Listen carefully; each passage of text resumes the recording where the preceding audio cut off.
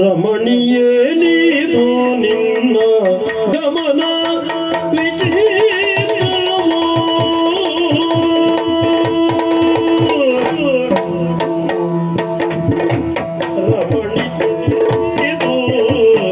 ರಮಣಿಯೇ ನೀನು ನಿನ್ನ ಗಮನ ವಿಚಿತ್ರವೋ ಅಮಮ ಬಿಲ್ವರಿದೆ ನಿಂದೆ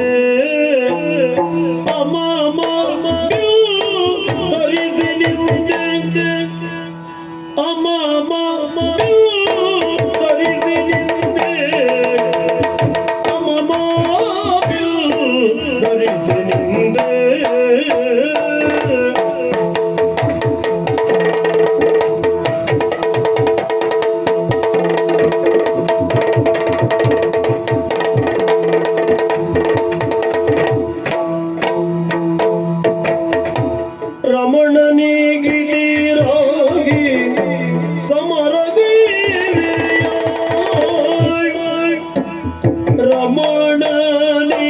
ರಮಣನಿಗಿದಿರಾಗಿ ಸಮರಗೈವೆಯ ಸಮರಗೈವೆಯ ಪರಾಕ್ರಮದಿ ನೀರಳು ಹಿಂದೆ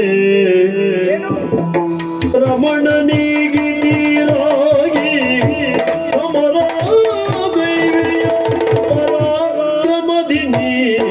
ತೆರಳು ಹಿಂದೆ ತೆರಳು ಹಿಂದೆ ತೆರಳು ಹಿಂದೆ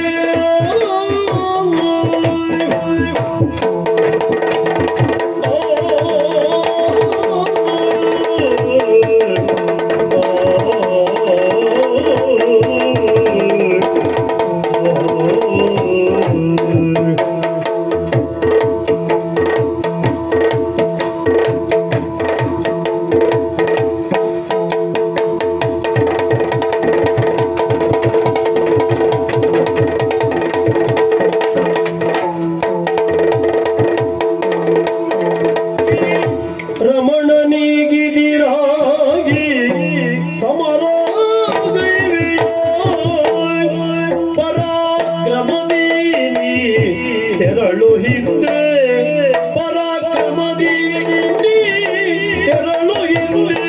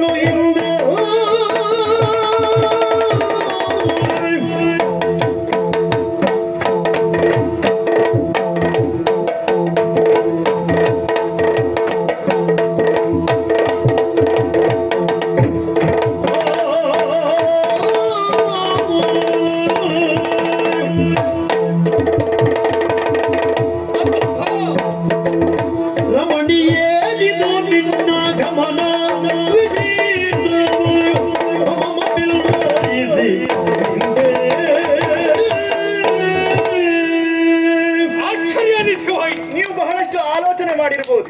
ಇವಳ ಗಮನ ಯಾಕೆ ಹೀಗಾಯಿತು, ಯಾಕೆ ಬಿಲ್ಲನ್ನು ಧರಿಸಿ ಬಂದ್ಲು ಎನ್ನುವಂತಹ ಹಲವಾರು ಪ್ರಶ್ನೆಗಳು ಮೂಡುತ್ತಾ ಇರಬಹುದು. ಮನಸ್ಸಿನಲ್ಲಿ ಮೂಡಿದ್ದೆ ಎನ್ನುವುದಕ್ಕಿಂತ ಬಂದು ನೀನು ನಿಂತಾಗಲೇ ಹುಟ್ಟಿಕೊಂಡು ಹೋಯ್ತು. ಹೌದೇ? ಹೌದಪ್ಪ. ಬಂದವಳು ಯಾರು? ಪಂಚವಲ್ಲವೇ? ಅಯ್ಯಪ್ಪ, ನಿನ್ನನ್ನು ಈ ರೀತಿ ನೋಡಿರ್ಲಿಲ್ಲ. ಹೌದು ಹೌದು. ವಿಶೇಷ ಎನಿಸಿತು ನನಗೆ. ಹಾ. ಧನುರ್ಬಾಣಗಳನ್ನ ಹಿಡಿದು ಗಟ್ಟಿ ಚಲನವನ್ನು ಹುಟ್ಟು ಹ್ಮ್. ಬಂದು ನಿಂತೆ. ಹೇಗೆ ಕಾಣ್ತೇನೆ? ಆ, ಈ ಟಿವಿ ಹೇಗುಂಟು? ನೀ ಯಾಕೆ ಕಾಣ್ತೇನೆ ಅಂತ ಕೇಳುವ ಹಾಗೆ ಇಲ್ಲ. ಚಂದ್ವೇನೆ. ಚಂದ್ವಿ. ಯಾಕೆ ಹೇಳು? ಯಾಕೆ? ತಂದವು ನಾನಲ್ವಾ? ಹೌದು ಆ? ಹೌದು ಹೌದು. ನಾವು ನೋಡುವಾಗ ನಾವು ತರುವಾಗೆಲ್ಲ ಆಲೋಚನೆ ಮಾಡ್ಕೊಂಡೇ ಬರುದು ನಾವು. ತಂದಾಗ ಹೀಗಿರ್ಲಿಲ್ಲ. ಯಾರು ಹೇಳಿದ್ದು? ಮತ್ತೆ ಹೇಗಿದ್ನ? ಇದಕ್ಕೂ ಚಂದಿದ್ದೇನೆ. ಅಲ್ಲ ಹಾಗೆ ನಾನು ಮುಖದ ಬಗ್ಗೆ ಹೇಳಿ ಸೌಂದರ್ಯದ ಬಗ್ಗೆ ಹೇಳಿದ್ದಲ್ಲ. ಮತ್ತೆ ಈ ಉಡುಗಿಲಿ ಹೇಗೆ ಕಾಣ್ತೇನೆ? ಈ ಉಡುಗೆ ಬಗ್ಗೆ ಮತ್ತೆ ನಾನು ಬರುವಾಗಲೇ ಹಳೇದು ತಿಳಿದು ಬಂದವ. ಯಾವ ಉಡುಗೆ ತೊಟ್ರು ಅಡ್ಡಿಲ್ಲ ಇವಳು. ಅರ್ಥ ಬೇರೆ ಆಗ್ತದೆ. ಯಾವುದು? ಯಾವ ಹುಡುಗಿ ತೊಟ್ರು ಹಾಗೆಲ್ಲ ಹೇಳಿದ್ದು. ಮತ್ತೆ ಮದುವಳಗಿತ್ತಿಯಾಗಿ ಇರುವ ಚಂದ ಬೇರೆ, ದಟ್ಟಿ ಚಲನ ಉಟ್ಟು ಹೋರಾಟಕ್ಕೆ ಇಳುವ ಚಂದ ಬೇರೆ ಅಲ್ವಾ? ಅದು ಎರಡಕ್ಕೂ ನೀನು ಅನ್ವಯಿಸ್ತಿ ಎನ್ನುವ ಸಲುವಾಗಿ ಅವತ್ತೇ ತೀರ್ಮಾನ ಮಾಡಿದ ಕರೆತಂದವ. ನಾವೆಲ್ಲ ವ್ಯವಹರಿಸುವುದಿದ್ರೆ ಹೇಗೆ ಗೊತ್ತಾವ? ಕಾಲಿಡುವ ಮುನ್ನ ಕಣ್ಣಿಟ್ಟು ವ್ಯವಹರಿಸುವವರು. ಯಾರ್ಯಾರನ್ನ ಎಲ್ಲೆಲ್ಲ ಕರ್ಕೊಂಡು ಹೋಗ್ಬೇಕು ಅಲ್ಲೆಲ್ಲೇ ಕರ್ಕೊಂಡು ಹೋಗುದು ಬಿಟ್ರೆ ಎಲ್ಲೆಲ್ಲ ಕರ್ಕೊಂಡು ಹೋಗಿ ಹಾಳು ಮಾಡುವುದಿಲ್ಲ. ಕೆಲವರು ಹಾಗೆ ಮುಖ ಸುಂದರ ಇರ್ತದೆ. ಹೌದು. ಯಾವ ಪಾತ್ರಕ್ಕೂ ಹೊಂದಾಣಿಕೆ ಆಗ್ತದೆ ಅಂತ ಅನುಕೂಲ. ಹೌದು. ಅದು ಯಾರ್ಯಾರಿಗೆ ಹೇಗೆ ಹೇಗೆ ಅನ್ನೋದು ಮತ್ತೆ ಪ್ರತ್ಯೇಕ ಹೇಳ್ಬೇಕಾದ ಹೇಳ್ಬೇಕಂತ ಇಲ್ಲ. ಆದ್ರೆ ನಿನ್ನ ಗಮನ ವಿಚಿತ್ರವು. ಅದಕ್ಕಾಗಿ ಹೇಳಿದ್ದು ಅನಿರೀಕ್ಷಿತವಾದಂತ ನಿನ್ನ ಆಗಮನ ನನಗೆ ಹೀಗೆ ವಿಚಿತ್ರ ಎನಿಸಿ ಹೋಯಿತು. ಯಾವಾಗ ಬಂದಾಗ ನೀನು ವಿಚಿತ್ರ ರೀತಿಯಲ್ಲಿ ನಮಸ್ಕರಿಸಿಕೊಂಡ್ಯೋ ಅದೇ ರೀತಿಯಾಗಿ ಬಾಣ ಮೂಲಕವಾಗಿ ನನಗೆ ಆಶೀರ್ವದಿಸಿದವ ನಾನು. ಆದ್ರೆ ನೀನು ಬಂದ ರೀತಿ ಒಳ್ಳೆದುಂಟು, ಕೈಗೊಂಡ ತೀರ್ಮಾನ ಸರಿ ಇಲ್ಲ ಅಂತ ಹೇಳಿ ರಮಣನಿಗಿದರಾಗಿ ಸಮರಗೈಯುವರೇ ನೀನು ಹೇಳಿದೆಯಲ್ಲ. ಆ ಭೀಮಸೇನಲ್ಲಿ ತೋರಿದಂತ ಪರಾಕ್ರಮವನ್ನು ನೋಡುವುದಕ್ಕಾಗಿ ಬಂದೆ. ಪರಾಕ್ರಮ ಯಾರಿಗೆ? ಅದು ಗಂಡು ಮಕ್ಕಳಿಗೆ, ನಮಗೆ ಮಾತ್ರ ಮೀಸಲು. ಮತ್ತೆ ನನ್ನ ಪರಾಕ್ರಮ ಏನೆನ್ನುವುದನ್ನ ಭೀಮನ ಮೂಲಕವಾಗಿ ಹೋರಾಟದಲ್ಲಿ ತೋರಿಸಿ ನಿಮಗೆಲ್ಲ ಕಾಣಿಸಬೇಕೆನ್ನುವಂತ ಉದ್ದೇಶ ಅಲ್ಲ. ನಾನೇನೆನ್ನುವುದು ಎಲ್ಲರೂ ತಿಳಿದುಕೊಂಡಿರುವಂತಹ ಸತ್ಯ. ಇದು ನೀನು ಮದುವೆ ಆಗ್ಲೇ ನಿಂಗೆ ಗೊತ್ತಾಗ್ಬೇಕಿತ್ತು. ಒಂದೇ ನನ್ನ ಪರಾಕ್ರಮ ಏನೆನ್ನುವುದು. ಇವತ್ತು ಮತ್ತೆ ಪ್ರತ್ಯೇಕವಾಗಿ ನೋಡುವುದಕ್ಕೆ ಬಂದಿಯಲ್ಲ. ಹಾಗಿದ್ರೆ ಅವನಲ್ಲಿ ತೋರಿಸಿದ ಪರಾಕ್ರಮವನ್ನು ನೋಡುವಂತ ಅಧಟು ನಿನಗುಂಟು ಅಂತಾದ್ರೆ ನೀನೀಗ ಯಾವ ಉದ್ದೇಶವನ್ನು ಹೊತ್ತು ಬಂದೆ ಎನ್ನುವುದು ನನಗೆ ಬೇಕು. ನೀವು ವಾದ ಮಾಡ್ಲಿಲ್ವಾ? ಯಾವುದು?